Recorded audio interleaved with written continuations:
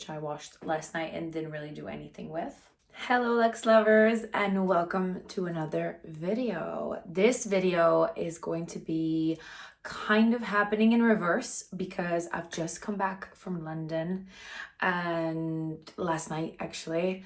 So if my voice sounds a little bit raspy, it's because it's been a busy couple of days. I am taking the week at home to just chill, get myself organized, and we've got another trip coming up next week. It's going to be a busy couple of weeks because it's my birthday in a couple of weeks. I'm a December baby. And then it's like the holidays and it's just this whole like chaos. But it's good chaos, right? Like it's like happy times. So I was in London for a couple of days. I'm just in like my cozy homeware. I love this cashmere set at the moment. I've been loving sets in general. So I'm going to tell you a little bit about what to expect from this video and why it's happening in reverse. Like I said at the beginning, I was trying to vlog the whole time I was in London, even though it's a little bit trickier than it sounds. I am somebody who loves to take pictures and film, and I love video format content, as you know, obviously. But I feel like when I'm in public, I always feel a little bit awkward doing that, especially because I think with how prominent social media is and just how normalized it is to be walking around places and taking pictures of everything and everyone, I don't personally like being aware of the fact that I'm being filmed by someone else, if that makes sense. So I try to be really mindful of that. When I'm filming things and I'm going around, especially in public, that can be quite hard. I'm also mindful of the privacy of the people I'm with. I don't want to expose anyone. Just because I choose to do video content doesn't mean anyone else in my life needs to have their face shown in the video unless they're okay with it. So it was a bit tricky. I tried to do my best. I tried to film as much as possible and show you pretty much like what it would be like to take you along with me to the various shops I went to, kind of like window shopping, looking at things, the new ins, the Christmas stuff, which now is all over London, and also some cool restaurants and bars that I went to. So I hope that will be enjoyable. It's slightly different format video.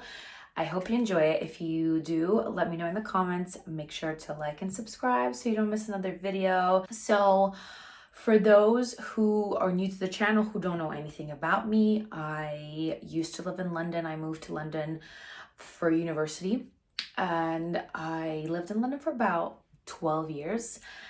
And I met my husband there and I got married there, and now I've relocated. So going back to London is really interesting for me because it's such a huge part of my 20s that I spent there, and there's always going to be that emotional connection to the city, but it's also amazing to see how it's evolved. And now my little sister lives there, so she's kind of going through the same but in a totally different time. And I think once you move away from a place, there's also like this detachment. So when you go back to visit as just a visitor and not having the emotional attachment and the day-to-day and all those other things that are part of daily life, it's definitely more enjoyable. That's all I'm gonna say. You just have that kind of, that bigger picture that you're able to see and really enjoy your time. So I really did, although it was busy. And every time I go back, there's always a little bit of admin to do because it's not like I've totally cut ties with the UK. And yeah, so it was really quite fun. So I hope this will be an interesting vlog for you, which I will narrate, so feel free to leave it in the background playing. Welcome to London. Last time I was in London, the OVO, or the Old War Office on the Mall, was not yet open, so our first stop for coffee the next morning was their tea room. This is such a historical building, which we were lucky enough to catch a free tour of as we were leaving. Our next stop was the V&A, what is, in my opinion, one of the most beautiful buildings in the city. It is free to visit, but we were hoping to get some tickets for the Gabrielle Chanel exhibit, which was unfortunately completely sold out. If you come here, I highly recommend paying a visit to the cast room for replicas of the statue of David. So grandiose. A few streets down is one of my best kept secrets when it comes to shopping for pre-loved designer fashion. I couldn't go without paying a visit to the Pandora's dress agency. I fell in love with the Chanel tweed jumpsuit, a very fun Louis Vuitton jacket. And from old to new Celine, I loved a white overcoat and this viral cardigan, which was very well priced, but unfortunately too big for me. Here is the LV jacket, old Celine and new Celine. As Harrods was around the corner, we went to look for a bag that I'm looking for, a gift actually from LV. The store designer Louis Vuitton has got to be my favorite, and the Christmas display was no exception. We visited the Max Mara pop-up as well for the 10th anniversary of the Teddy coat. If you haven't got one, this is your sign. The embellished one was so cute, also limited edition.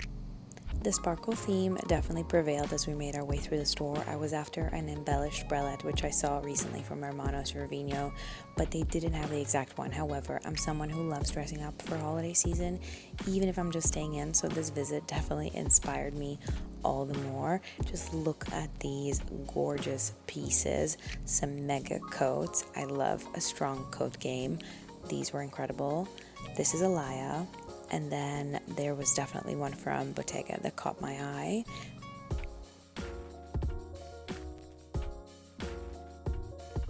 Now the Loewe shoes, especially the brush shoes, had everyone taking pictures. Let me know in the comments what you think. And so off we went to the City of London before dinner tonight to catch the last day of the Ave Maria shoe sale, which I've talked about on Instagram. I have been going to the sale since 2018 pretty much. The selection is amazing, pricing is great, the staff are lovely, and of course there's always room for more shoes in my heart.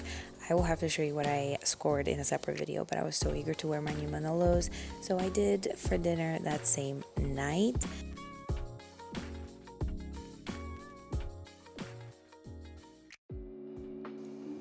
Okay, we're switching to London by night, and here are the shoes as we took a cab to our dinner venue. Our dinner was at Bordeaux, which is hands down one of the best restaurant experiences I've had in a while. We had the tasting menu with the wine pairings, which was totally worth it, and the live music was absolutely exquisite. The next day started off a bit gloomy, but it cleared up eventually because we head to Pavilion in the Four Seasons Hotel on Park Lane. You might recognize the Pavilion by Michelin star chef Yannick Alino from Paris or Monte Carlo, but this is a hot new opening, and again, we had a lovely tasting lunch menu. In my opinion, this is a great way to discover the chef's vision, and here you're about to see everything we had. I believe it was a 5 or 6 course meal, and of course the dessert might have been the highlight.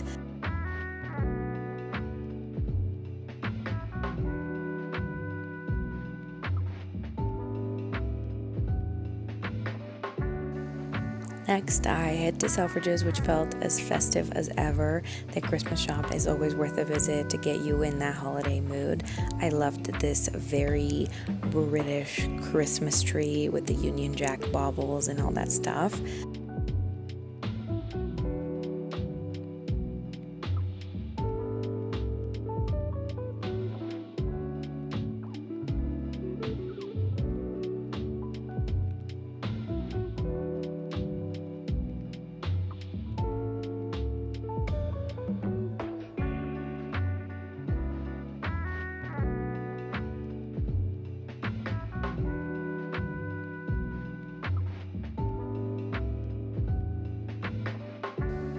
And since Selfridges didn't have the bag or a few of the other things I was looking for, it was my excuse to wander down New Bond Street, which in my opinion is the most beautiful at this time of the year.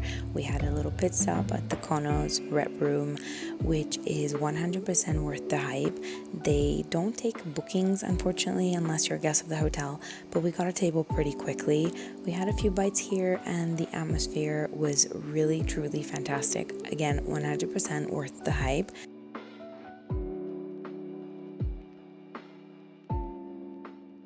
The next day's highlight on my agenda was the Oyster Bar at Bibendum in Chelsea. If you've ever walked past this building, you'd know it's a head turner, and it's also so rich in history, tracing back to 1911. I had a few different types of oysters, but apart from that, everything we ordered was amazing, and so nice to also wander through the building and discover some of these original posters, as well as the history of the building. Hello, my lovelies. It's another sunny day in London, and I'm leaving the Oyster Bar at the Bibendum, And it was so amazing to learn about how the Michelin building started in London, one of the most iconic buildings. It's a grade 2 listed building, but also about the history of the Michelin Guide. You know, I'm a very big foodie, so this is something I really truly care about and love to explore. So this is amazing. Probably the best oyster bar I've ever been to. Could compare to Giraffe in France, in Paris, which I also love. So we're gonna go shopping a little bit, go to Harrods. We have a few errands to run, even though it's Sunday. We were invited to a friend's new flat later that evening, so I picked up some hydrangeas. I finally secured the gift I was after, and we did some fun customization at Cartier. I have literally never had a bad experience at Cartier. The service is always impeccable. They greeted us with a little glass of champagne, which was really lovely. I can't wait to show you what we got, perhaps in a different video when it finally arrives, because it's gonna take a while, hint hint. Okay, I clearly forgot to vlog the rest of the evening, but before I knew it, it was travel day. Last stop, Chanel at Heathrow, of course, as it was after a travel bag, which I saw in my previous travel, but they didn't have it anymore. So here are some of the pieces that caught my eye. Again, I love these denim ballerinas, but they didn't have my size. The jacket game this season is strong. Look at this pink masterpiece, and I really love these mules as well. All the knits felt so cozy, and this has got to be the softest cardigan I've ever touched.